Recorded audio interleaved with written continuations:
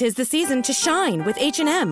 Discover the holiday collection and find fashionable pieces for your wardrobe or for under the tree.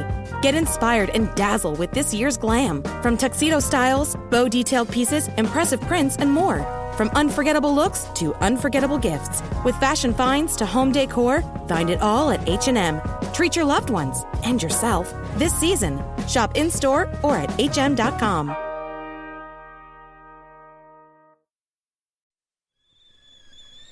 The kettle's boiled, Vic.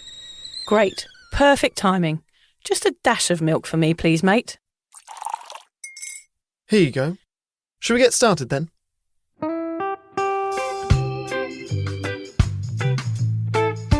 Have you ever woken up on a Sunday morning and said, I'm never drinking again, and then found yourself waving $50 at a barman by happy hour? Are you wondering why everyone else can stop at 1 while you head to a dodgy after-party with a weird bloke called Disco Dave? If so, it might be time to take a deeper look at your relationship with your reliable social crutch, alcohol. On each episode, we'll investigate our own dysfunctional dealings with booze and find out if it's possible to stop this deeply ingrained habit before things get too messy. Yep, we're going to open up a shame shed of humiliating drinking stories to help you understand why waking up from a booze coma each weekend with a kebab sticking out of your top pocket might actually be negatively impacting your health. Hamish and I are here to delve into what it's like being sober, an unwanted warts and all look into why giving up those cheeky pints or putting down those mummy wines will make you feel happier, help your anxiety and mental health, and turn you into the most sparkly, authentic version of you. Won't that mean I become boring though, Vic? Well, Hamish, we'll just have to wait and see. I'm Victoria Vanstone. I'm Hamish Adams-Cairns. And this is Sober Awkward.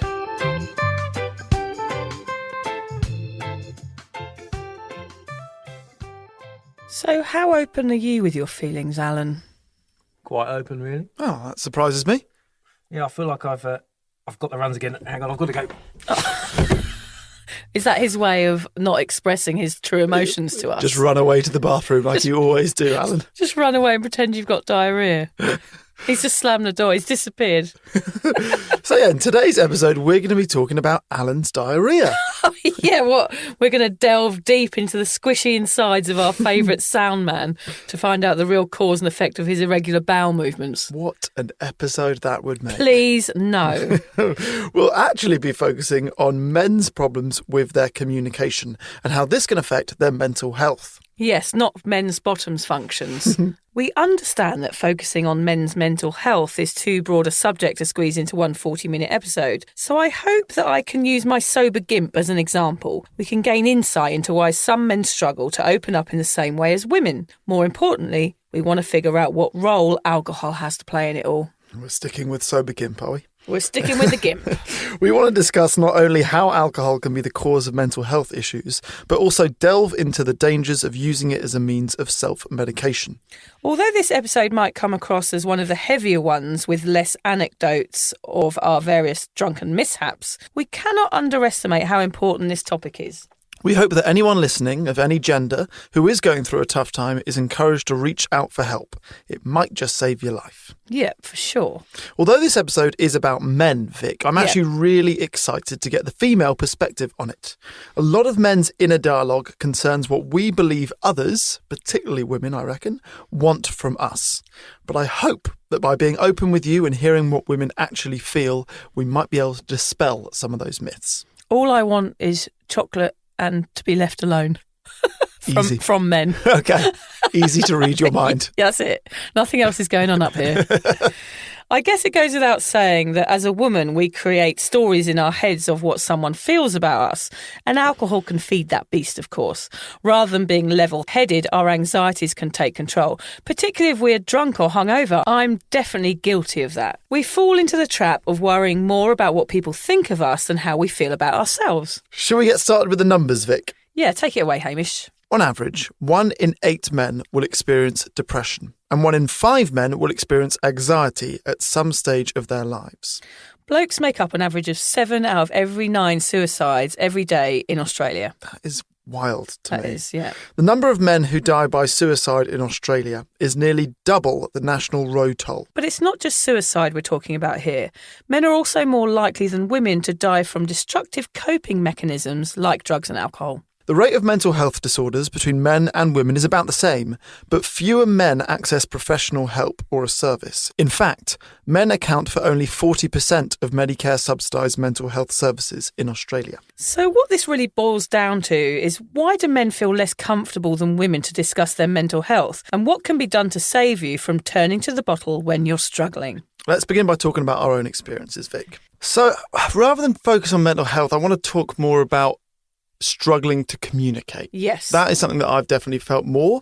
In my last relationship, I used to get criticised for being kind of like an emotionless wall. And I often thought, why am I that way? Because I don't feel like I'm that way, but I'm clearly not communicating my emotions well enough. Because I know that I'm not a wall. But yeah, you think that I am. And I've went out with her for 5.5 years, Right. So I obviously didn't show every side of me. So I wondered a lot about, why am I this way? Why am I not open about this? And ironically, that relationship ending opened up something in me where now I am very open about talking about my emotions, and I cry in front of people more. Okay, that's good. Really, the breakup, I cried, every day for ages, but always alone. Yeah. Whereas now I feel like I'd be quite comfortable crying in front of someone. When you were sad and alone and crying after the breakup of that relationship, did you feel the need to talk to anyone about it?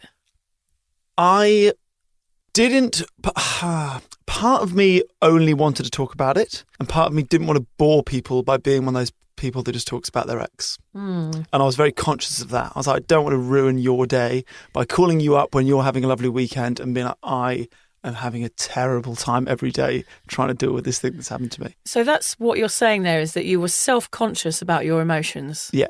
So isn't that strange? So there's I am, like pouring all over people, not really caring how they judge me, especially if I was talking to a woman. But for you, for a male, you were scared of what people might think of you, perhaps because they thought you were weak. Yes. And I wonder if more men feel this, which is, it's very difficult, I think, to talk about your emotions or heartbreak or cry in front of another man or in front of a group of men.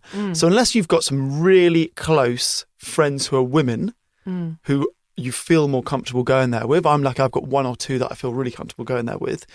They don't get talking about, You might share your emotions with your partner, but if that relationship breaks down, you're pretty much left up shit's creek, There's no one you can turn to. So I felt that quite a lot. I was happy to talk about breakup with a girlfriend, but really not with a guy friend all that comfortably. Did you drink at all during that period? Did you drink more than you... You get given, with any breakup, you get given lots of crap advice. Yeah. And I think almost all the advice I got given was crap. Sleep around, throw yourself into your career, go out more, all of that. Hopeless to me. I did not go out more. I did not feel like partying. So I didn't turn to drink. I was living at home. Yes. So that's good. Yeah, I didn't think I'll just get hammered every day. There was a few situations, like her birthday, I got blackout drunk. Right, yeah. And I was actually at Kit Harington's house. Yeah. He had a party and I went to his house. And in his office at the top floor, he's got a whiteboard. And I wrote on this whiteboard, I love Portia, who is his sister-in-law, who's an old mate of mine. Yeah. And the next morning I was told that was a permanent marker. Oh, no. And I remember texting his wife different solutions I found on Google of how to get permanent marker off a whiteboard. I was like, oh God, it's not often I get to go to like a cool party, and I got so drunk. Oh, I think because it was my ex's birthday that, permanent marker. I did that, yeah. You just reminded me of a story. I once, as a joke, I was painting my bedroom and had went out. I was living in Brighton at the time, went out and got really drunk and came back and the pot of paint, red paint, was still in my bedroom. And I was really drunk and I wrote red rum, like murder backwards, with it all dripping down the walls, thinking it was really, really funny. And in the morning I woke up to, red rum on my bedroom wall. Oh my God. Yeah, I'm a weirdo. So yeah, I think I definitely struggled a lot with communicating emotions. I actually think what helped me was going to a drama school. Okay, I went to a posh English boarding school. Yeah. Pretty one-dimensional conversations with lads, lad culture, don't really get into it. Yeah. Everyone's straight. Everyone's parents have one of 3 jobs. It's quite a small world. And Daddy's in the city. Mummy owns an antique shop. Mummy stays at home and doesn't work. Dad's a lawyer or a doctor or insurance or go to a shooting lodge in South Africa every summer. Exactly. And there's nothing wrong with that. Most of my friends went to those schools. But then I went to drama school where, sure, you can talk about, you've got to get into your emotions to be a good actor. But I think that's bollocks. I think you just met a bigger range of people who their emotions were right there for all to see. And I think that helped unlock something in me and open up a little bit more. Yeah, so you're amongst people who accept you no matter what. Yeah. And I think that's a problem for men is sometimes in a group of men or your mates, you're not sure what level is okay or what level is of emotion is going to be accepted in that group. And that can be a problem. But you're not brave enough to assume that whatever you say will be okay. All of your best mates love you. Of course they do. So no one is going to be shaken if you're like, can I talk about this terrible thing that I'm experiencing right now? But most people, myself included for years, are too scared to pick up the phone and say, can we talk about something crap rather than can we talk about the football or something funny that we saw today. Yeah, it's a shame. So I do definitely agree, Hamish, here that men's mental health and women's mental health is very, very different. Yeah, for me, my mental health has come up at various times in my life. I am somebody who struggles occasionally with their mental health. It's very rare, but when it does happen, of course, it feels huge and I feel all it's very strange and wobbly. The problem with mental health for men and women is that it can be invisible for others, which is exactly what I had. I had panic attacks in my early 20s. That was my first real solid experience of feeling mentally unwell. I lost friends because people couldn't see my pain. And I think that's something we're going to talk a bit later about, Hamish. Do these panic attacks happen in private rather than publicly? No, a few times they happened publicly and people were there to try and calm me down, but they can't see your mental anguish when you're feeling like that. I felt like I was going mad a lot of the time. Well, in fact, for about a year, I had a bit of a drug overdose. I took too much ecstasy in my early 20s when I was a proper party girl, and that had consequences, which led me into feeling really, really unwell. And it's not like having a jippy knee or a cut on your head. Nobody could see what was going on inside me, and the more I spoke about it, the more mad I felt. Trying to explain to someone what was going on in my head was too hard, and I could feel when the words were coming out that I could see that I sounded mad. Therefore, I shut it off. So I know what we're talking about here when men shut things off. I felt that too as a woman at one stage, that I didn't want to talk about it with people because I didn't want to be a downer. I didn't want to bring people into my turmoil, involve them in my whirlwind that was going on at that time. And I was really poorly. I ended up moving back home with my parents. I got therapy, cognitive behavioural therapy in the end. And I was able to talk about it to the people that I needed to. I had to tell my mum and dad what I'd done, and it had been burning the candle at two ends for too long, and that I needed help. So I did talk about it quite early on, and I took the process I needed to get better. Since then, I've had a couple of other wobbly moments throughout my life. The one recently that I had was that my son Freddie nearly died. He had a choking incident, which we now found out is epilepsy, and I thought I saw my child die before my eyes. The actual moment in itself, of course, was the most traumatic thing that's ever happened in my entire life. And at the time, I dealt with it very well. I was screaming on the side of the road, but I dealt with it in a way where I went into action and did everything that I could to save his life. So what are the repercussions of that be, I suppose? Well, I think the repercussions were that I was in some sort of trauma state for 3 weeks after that. And that caused my mental health to deteriorate over that period. And I had to carry on because I was on holiday actually, and I had my 3 kids with me. We were in a camper van and we had to get on with it. We had to get on with the holiday after this terrible thing had happened. And I actually felt then that my husband's mental health got left behind a little bit because mine was deteriorating, and therefore he had to take on the role as the responsible parent. And because I was so unwell, he's the one that had to get the kids ready every day. He had to drive the van while I just sort of wobbled in the passenger seat next to him, wondering whether I was going to have to go into a mental institution. Well, what did it look like? You said you're bad for 3 weeks. What does that actually mean? It doesn't look like anything. It was inside my head. You could never have guessed what was going on inside me. I felt like, again, that I was going mad and I was having anxiety. I felt like everybody I knew was going to die because I experienced the fragility of life right before me in that moment. And I saw that 1 minute my son was okay and the next minute he looked like he was dead. Yeah. And all of a sudden it felt like that was going to happen at any moment. So I felt like I was living on the edge. It changed over time. It got better each day. It was a very traumatic time for me. Were you speaking to John about it? I was speaking about it. I actually went and stayed in a hotel on my own because I felt like I couldn't burden anyone with this. I knew that it was something that I could get through, and I had to go and sleep it off because I wasn't sleeping. Sleep sometimes can obviously make you feel like you're going mad. And I had to try and get over it on my own and then get back into the situation, which is not a good way to deal with it.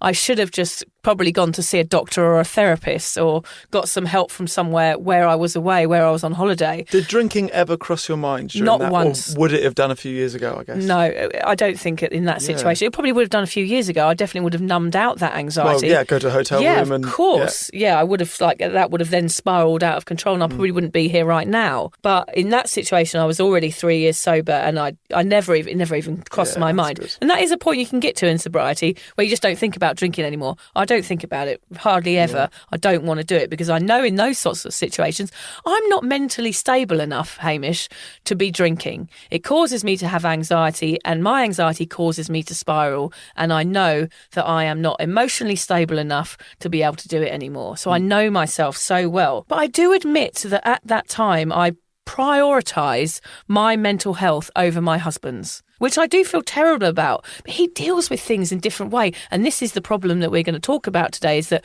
my husband's very much of the point of view, this happened, let's get over it and get on with our lives. We're all here, we're all alive, let's carry on. Whereas women, I don't know, I'm not talking about all women, I'm not going to make any sweeping statements, but I think generally women go into the situation more and assess it and pull it apart, whereas he's just like, we're here, we're safe, we're fine, let's carry on with the holiday. I wonder, though, whether or not that is how he is, how that is how man acts in that situation. Yep. Genuinely, or does a man feel obliged to act in that situation because in that particular day you were not in control, so he thought, right, I've got to put a brave face on here and be the leader of my family. Yeah, I totally agree with you and I feel bad for it. But he had to take on the role of the caregiver right there because I wasn't capable of it. And I think it's like swings from person to person. If you're in a solid relationship, that situation will swing from one person to the other at some point. Yes. I mean, if he struggled, I would have to take on that role. And he's actually more mentally stable than I am. He's never had panic attacks or any mental health issues. So I am more prone to that sort of behaviour than he is. So he's obviously going to be the one that steps in. I think I would have used alcohol to bury those feelings before, and I think I am guilty of self-medicating my mental health in the past because it was easier than considering stopping. It was kind of a short-term high, so in that situation I could have had that short-term high and not dealt with the consequences. But imagine that, drinking in that situation because something's bad happened. It's just not a good idea. But I am a woman, so therefore I think I talk about what's going on with myself, whereas I feel that perhaps a man wouldn't. And I told everybody how I was feeling. I got home, I got a therapy session. I knew the tools I needed to put in place to make sure that I didn't spiral out of control. It's no secret that we feel closer to people and experience a deeper connection when we share our vulnerabilities together. It also makes us feel better to voice emotions rather than bottling them up. So the question is, why do men in particular struggle to share in this way? So Vic, I'm reading a lot of Brene Brown at the moment, who's brilliant. She's got the big famous TED Talk, which has been viewed 70 million times. I've watched it, yeah. And she says that for the most part, we still consider vulnerabilities to be a weakness rather than a strength. Yeah. And this seems to me to be the key issue. And it's so important that we shift this mindset and start seeing it as a strength and start sharing these things.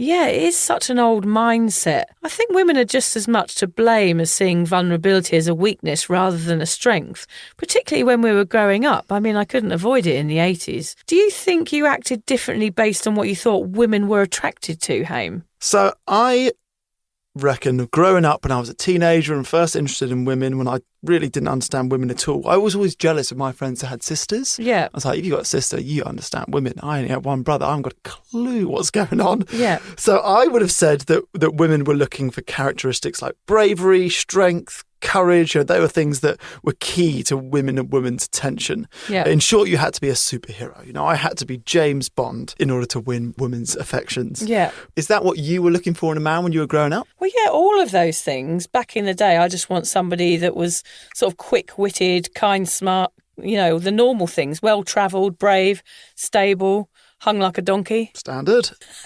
How do you think that changed as you grew up and you started looking for a life partner rather than someone hot at a disco? Well, I realised that I needed one thing out of that list. Not donkey dick.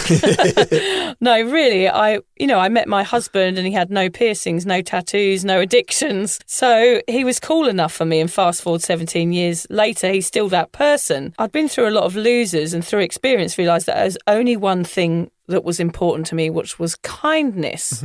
So it's interesting, as I do believe within this topic lingers a whiff of old-fashioned male-female roles. Men traditionally don't feel comfortable sharing how they feel because in the past they were not supposed to. Like alcohol, long-ingrained customs are hard to shift. So that's what we're talking about there with like showing you our perfect man. I had certain things that I wanted out of a man, and that's where men struggle, isn't it, Hamish? Because you're looking for something that he's brave and he's this and he's like James Bond and he's this superhero. Whereas in fact, we're not saying, well, actually, he's also a human and he's vulnerable and he has emotions and he gets scared. And like maybe we need to drum that into society a bit more. But when we're teenagers, I'll tell you what, kindness only gets you one thing, which is friend-zoned. It would seem girls wanted the bad boy, girls wanted the smoker and the drinker, and the guy was kind of a dick to them. Yeah. They seem to get all the girls. Kindness got you nowhere. But that's something you learn over time, isn't it? Yeah.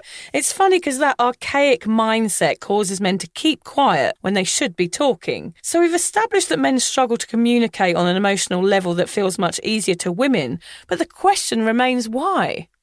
I've tried to simplify this into 3 reasons. Right. Okay, so the first is that we're brought up to believe what a man truly is. Okay, phrases like "don't cry," "be a brave boy," "who's a brave soldier." That's something you say to a toddler or whatever. Yeah, they're repeated and you're rewarded for being brave. Yeah, probably differently to the way that you would parent a girl. You wouldn't say things like, "be a brave soldier," maybe to a daughter. Yes, I'm not sure. True. No, that's true. And superheroes like Superman, Action Man, James Bond. Those are who we grew up with loving because we're little children.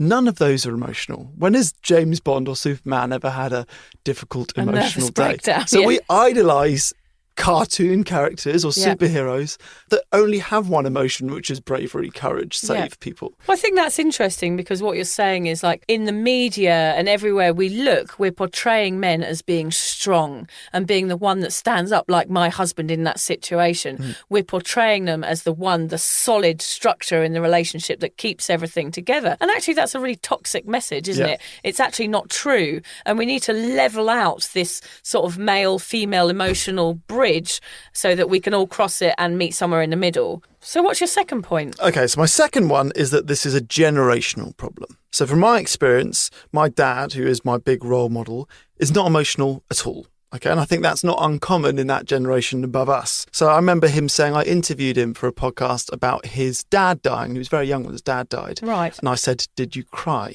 And he said, no, I don't remember crying. And he said, you can be sad without crying, which struck me as bizarre. But yeah, it's a fair point. Not everyone cries when they're sad. And I remember thinking, this is a generational thing. I saw my dad cry once and I didn't even see it. So he was telling us that his mum had died, my granny. And the way he did it is he turned me and my brother away from him. And he was standing with his hands on our shoulders. And he told us the news. And I could hear him crying and I could see my brother crying. And I remember trying to not cry. I was 7. Yeah. And I'm thinking, I'm not going to cry. Dad and my brother are crying. I'm not going to cry with this news.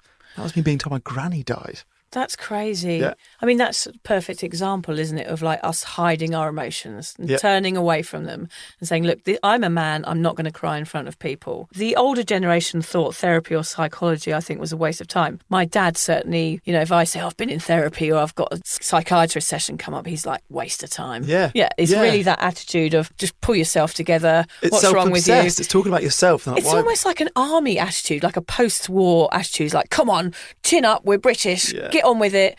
let's carry on, even though no matter what this has happened, let's get on with things. And I guess that's because their parents were like that. It's not their fault, that's what they saw. And maybe we're the first generation to try and break that. And if we go too far the other way and we're super emotional, maybe that's what needs to happen in order to level it out. Yeah. Well, I think that generation as well, they'd been through a lot and they had to pull it all together, and they didn't have the money that we have now. Like my parents certainly didn't. They couldn't afford to have a psychiatrist or a therapist or somebody else step into their situation. They just had enough money to put a bit of lard on their bread in the morning. Like, it wasn't an easy life back then. So you couldn't spend money on frivolous things that we call now necessary things. Our parents didn't have. And also I remember growing up, if somebody had a mental health issue, it was always sort of neighbours nudging each other or whispering over the garden fence as they hung their washing on the line. It used to be something like Steve down the road has had a breakdown, or Linda at number 23's gone loony. There was never a mention of, somebody is having mental health issues. Yeah. It was just a judgment, they're mad, let's stay away, let them deal with it. I mean, I remember playing conkers with Linda down the road. She was a bit mad, but she was a good conker player. So it's a generational thing here that we're talking about how men have dealt with their emotions over the last 100 years, let's say, and how that's changing now, and we're starting to understand how men have the same needs as women emotionally. Yeah. And my third point, which is kind of the result of the first two, so a result of us being brought up to understand what a man is, and also the generational problem of our parents generally not being too emotional, is that this can create toxic masculinity. Publicly, we act in a way that we believe to be overly masculine. We drink beer, we discuss sport, we do not talk about our emotions, and this can leave you feeling really trapped. We'll do an episode about sport and about changing room culture, and also stag do's. The way that we act in these groups of men is not how we act when we're alone. It's just so alpha male, it's so toxic. Like I said earlier, it's very difficult to have conversations in that group unless you have got a sister or a friend who's a girl or a partner. There are people that I know who are blokes who that is a person I can call in that situation. Yeah. But I would say they are 1 in 15 of my friends. I don't think many people have that male friend. Like, many guys I know don't have that male friend, because often when you go out in a drinking situation, for example, you're with a group of people, it's that tribal mentality, you're watching the footy. There's no situation there where you can express yourself. Whereas generally, I know we're making a few sweeping statements in this podcast today, but we're trying to make a general assumption here that women, we're more likely to sit down and have a cup of tea. We're more likely to go for a run on the beach or a walk together, or sit and have a picnic over, an alcohol-free beer or whatever. And we're more generally going to be opening up about our emotions, because that's how we connect on that level as mothers and as women and as people. We connect a lot easier. And for men, the situations that you bond in often can be quite chaotic, like a match, or even just going to the pub with a few mates. And I think men find it difficult to create situations where you wouldn't phone someone up and just go, should we go for a pint just on our own? Well, not anymore, Hamish. You'd go for a fizzy water. But I think men would find it hard to phone up another guy and say, look, I'm not feeling great. Can we go for a drink and talk about this? Well, you want to know what's strange is I have done that, only masking it behind a podcast. Okay. So I've said, can I interview you for a podcast? Yeah. And in that space, you can talk for an hour. I've done about grief. Can I talk about your grief for an hour? Yeah. And I'm going to ask you lots of questions. You don't have to ask me any, because this is about you. Yeah. And in that space, and it's going to be this long, it's going to be an episode, people are happy to share. Yeah. But doing that conversation in a pub or at someone's house, I've very rarely managed to do. So it's like giving up alcohol in a way. It's like you've got to create safe spaces for yourself as people. You've got to create places that you're comfortable in and that you can share what's really going on, because we don't care about all the other bullshit, all the frivolous conversations about the weather and about all the other stuff. Those conversations, those deep conversations that you have with mates about your true feelings can be life-saving. Absolutely. Yeah. Yeah, so bottling up of emotions can often lead to an increase in consumption of alcohol. And the effects of this can be deadly. Alcohol is effectively used in 3 ways to medicate and cure the problem of pent-up emotions. Alcohol gets us to open up.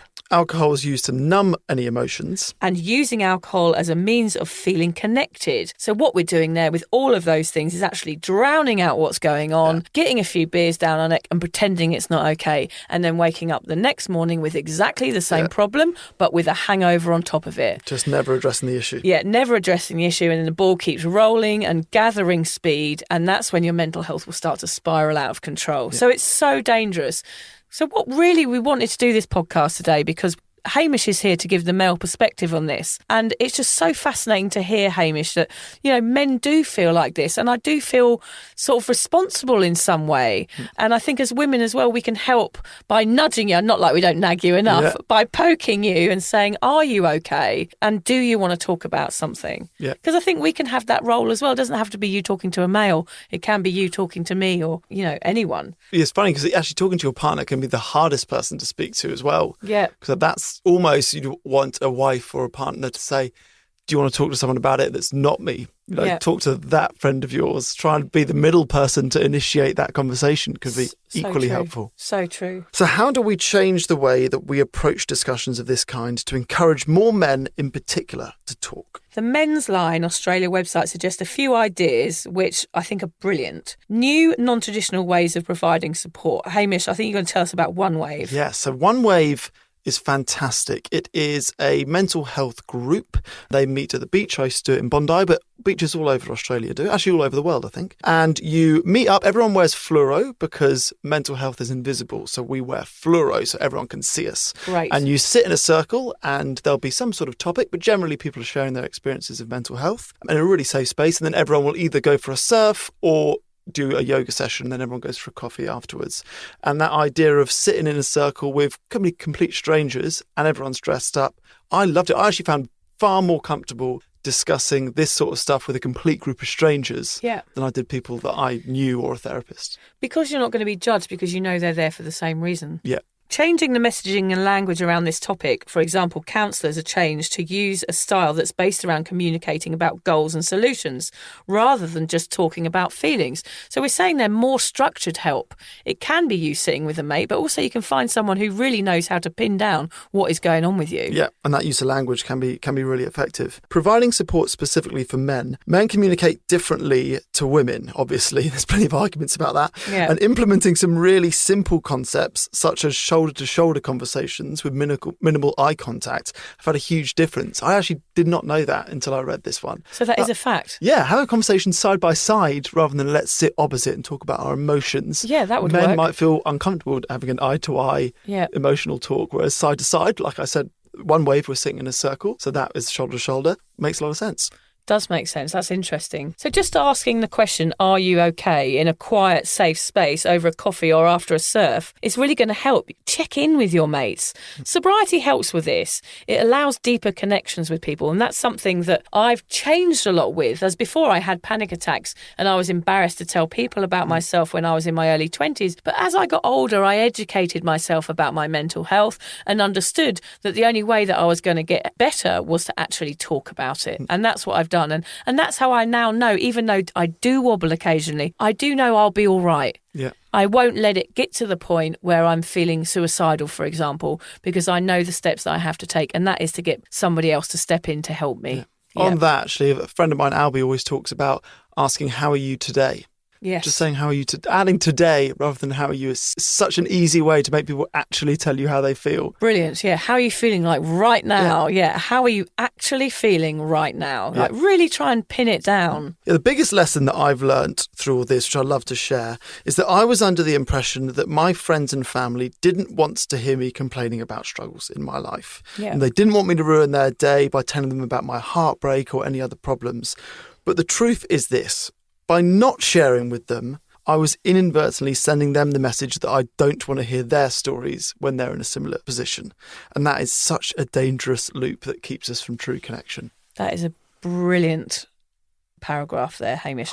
That is so true. So by not talking about it, we're creating this sort of vicious cycle of being alone in our own heads and suffering. Yeah. And also, I think feeling every emotion that there is to feel, it's awful at the time, but it's the best way to connect with someone. So that, you know, you've got children. Imagine your 18-year-old son, comes home and has gone through a breakup, and you can be like, I know, I know there's nothing I can say to make you feel better, but I was in your shoes 40 years ago and I get it. Yeah. It's such a beautiful way to connect with someone. Yeah. And I think it's a shame nowadays too, like, we see everybody on Instagram, on Facebook and the highlights of our lives and how wonderful we are. But I do see a change happening where people are starting to share their troubles a bit more. You see the odd crying photo and people really putting it out there if they're in hospital or having mental health issues. And that helps, that stuff. It takes away the stigma for men particularly, that look, it's okay. We're all fucked up. We're all mental. One of our favourite sayings on this podcast, Hamish, is fucked up but trying to do better.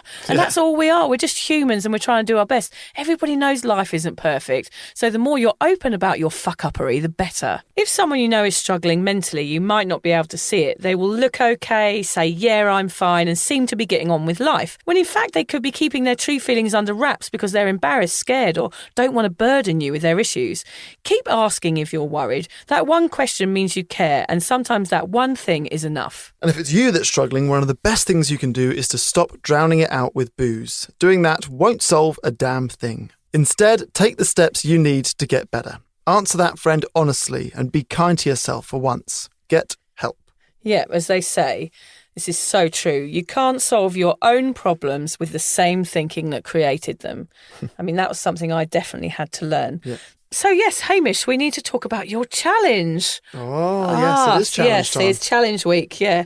So this week, I was trying to, flicking through the files of my brain to come and think of something really horrible to do to you. Thank you. But actually, I've come up with something brilliant. I was looking at the Night Quarter here on the Sunshine Coast. They run a cocktail night. Okay. And it's on every weekend. And I phoned the lady up and said, hello, look, we have a podcast with Nova and I would like to bring my friend Hamish down and I'd like to do a pub crawl. So on Saturday, Hamish, you and I are going on a pub crawl, an alcohol-free pub crawl. I thought you were going to say you're going to make me smell every cocktail when I wasn't allowed to drink it. The lady's organising it for us, bless Wow. her. Yes. What are we drinking? No idea. We've got to turn up. We're bringing mates with us. We can bring whoever we want, Yeah. and they're going to take us on a pub crawl. That's amazing. And they're going to supply all alcohol-free drinks the whole way. And we've got to mingle like we would if we were drinking. Dance. And we've got to get on. We've got to dance. We're going to have a party. We're going to have a good night. So, that sounds amazing. yes, I'm really looking forward to it. So, yeah, we're going to get dolled up and go out. Beautiful. Thank you for that. We'll end this one with a Brene Brown quote because I said I've been reading a lot of her. Vulnerability is not winning or losing. It's having the courage to show up and be seen when we have no control over the outcome. Vulnerability is not weakness. It's our greatest measure of courage. That's so true. I love Brene Brown. So She's yeah, the best. I highly recommend any of her books or anything if you're on this sober journey or any sort of mental health journey. It's a real uplifting journey that she's had as well, isn't it? Should we go check if Alan's blocked the loo? I don't know whether he's blocked the loo. I think he might have spat at it. Yeah, there's nothing to block the loo with his stomach. We better go and check he's all right though, hadn't we? Thanks for listening, everybody.